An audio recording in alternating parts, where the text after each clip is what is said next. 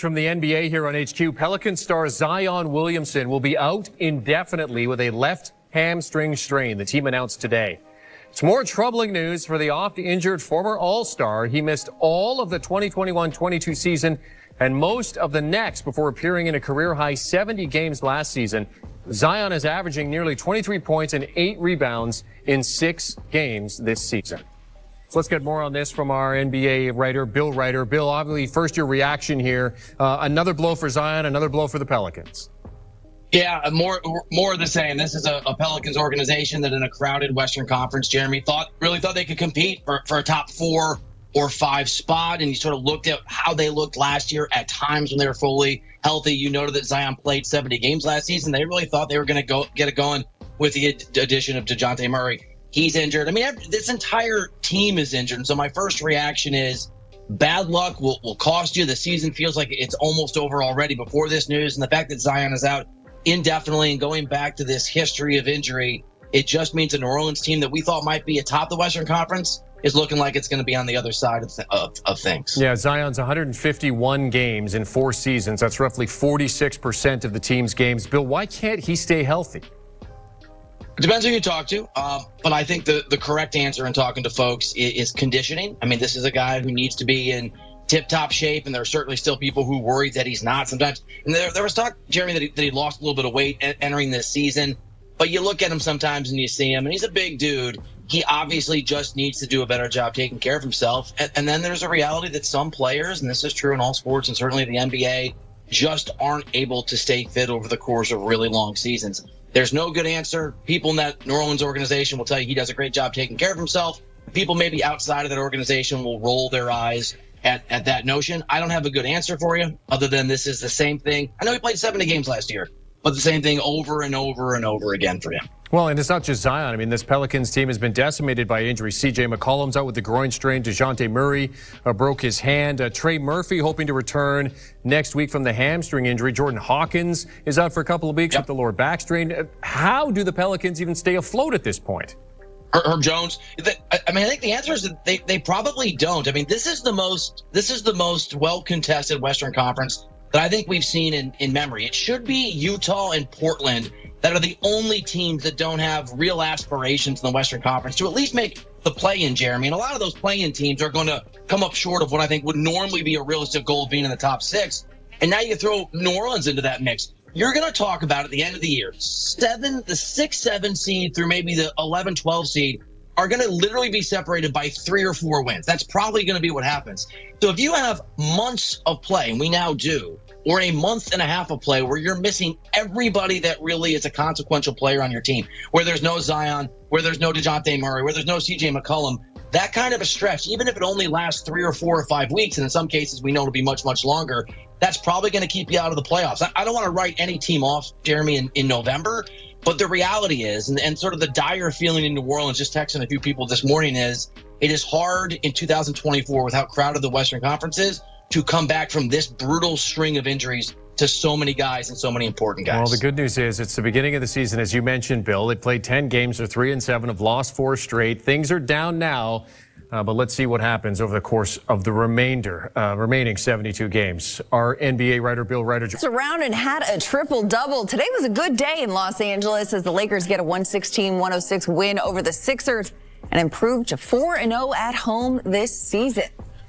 For more on Friday night's action in the association, I'm joined by CBS NBA writer John Gonzalez. And John, tough start to the season for your 76ers, but let's start focusing on the Lakers here on the winning side, a team that looked like they were in turmoil coming into this a little bit, but a solid win. Anthony Davis playing through plantar fasciitis, looking like vintage AD. The Lakers defense that had been struggling a bit this season with a season high in blocks. Was this a statement game for Los Angeles? It was a statement game in that if they had lost to the Sixers, who are god-awful, and I'm so glad we're not starting there, that would have been a statement. So, yes, they absolutely, the Lakers needed this win. As you mentioned, there's some turmoil coming into this game. They had lost 4 of their last 5. It was a really awful road trip for the Lakers. And on top of that, J.J. Redick made a little news, right? He decided to call out D'Angelo Russell after that last game, really kind of singled him out. And then coming into this game, he benched him. Now, a lot of people, including me, went, whoa, this might be an overreaction here. But I think JJ might have stumbled onto something, because with your very clever lead-in, as you mentioned, Madeline, LeBron ended up having a triple-double, right? So we got a lot more point LeBron in this game, and that might be kind of a recipe for what ails them a little bit. You bring D'Angelo Russell off the bench, you have point LeBron orchestrating things. He had 13 assists tonight, and then on top of that, as you said, AD comes back. And I think when the Lakers have AD, they can beat basically anybody in the NBA, and they can certainly beat the Sixers. So yes, the Sixers, the remedy for everything that ails a team like the Lakers. It was a good night for them. Absolutely. I mean, you mentioned D'Lo. I mean, great performance from him off the bench. Perhaps a good recipe there, but your Sixers, it's a tough start, 1-7 to start the season. And yes, they haven't seen Joel Embiid on the court yet this season. They're without Tyrese Maxey, but what do you need to see from Philadelphia other than the return of some of their star players? Anything at all, really, at this point? They're 1-7. They came into this game 28th in net rating. That's going to dip. Only 12 teams, Madeline, in NBA history have even started the season 1-6 and then gone on to make the playoffs. Only one team in NBA history has started the season as they have, 1-7, and gone to the finals. That was the Seattle Supersonics back in 1977-78. It's been a long time, right? Schedule's not getting any easier. On Sunday, they face the Hornets. Hornets have been plucky this year. LaMelo Ball is back. Brandon Miller looks like a killer. Then they've got a back-to-back on Tuesday, starting with the Knicks. Joel Embiid is supposed to be back for that one, but on the back end of the back-to-back, where we know Joel Embiid probably is unlikely to play, here come the red-hot, still undefeated Cleveland Cavaliers. This is not good. 1-10 is potentially on the table for the Sixers, and if that's the case, even in a really weak Eastern Conference, they're in a lot of trouble. Well, and you mentioned those red-hot Cavaliers. Once again, the Cavaliers were having a night on Friday. They throttled the Warriors 136-117 at home and improved to 10-0 to start the season, becoming the first team to do so since the 2015 Warriors. And John, obviously the three ball was working for them. It led the Cavs to the blowout win on Friday night. But what have you seen from this Cavaliers team as a whole that has gotten them this hot start to start the season? Well, one, continuity, right? So you bring back Donovan Mitchell. A lot of people, including myself, thought that he'd want to go to greener pastures. Well, it turns out greener pastures are in Cleveland. They put up 83 points in the first half, and that's remarkable in and of itself, just in a vacuum. But then you think the Warriors had been playing exceptional basketball to start the season, Madeline. That's the second-ranked defense in the NBA that the Cavs absolutely dismantled them.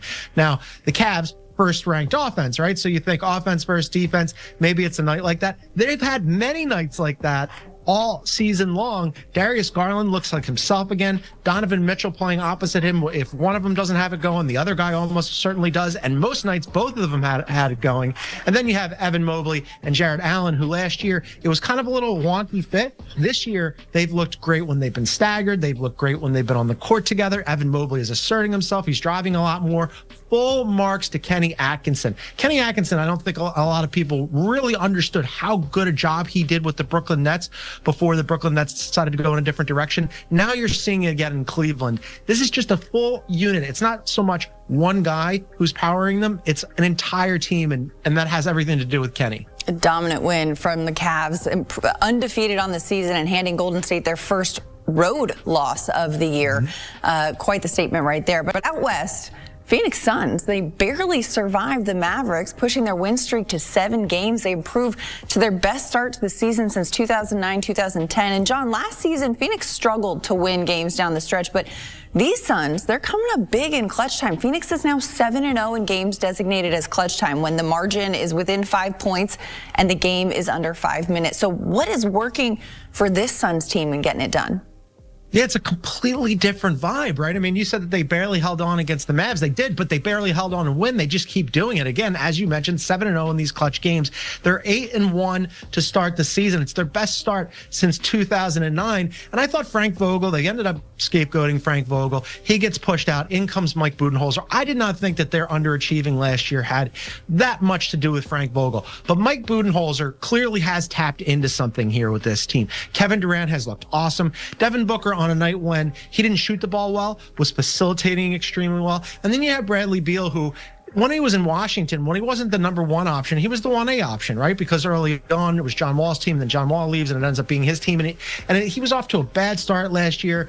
He wasn't healthy. Now all three of these guys are out there, and they all know their roles, and it's pretty clearly defined. So in these games late in fourth quarters where last year they absolutely imploded, now all of a sudden it's, okay, we know each other. We know how to play with each other, and let's not panic. And they feel like, and Kevin Durant mentioned it after the game, they feel like it's not so much not even panic. It's like, we're going to figure out a way to get it done. And they did again tonight. And last year, not at all a believer in the Suns. This year, hard not to be. Hard not to be indeed. It'll be great to watch this season continue to unfold. CBS NBA writer John Gonzalez, thanks so much for the insight.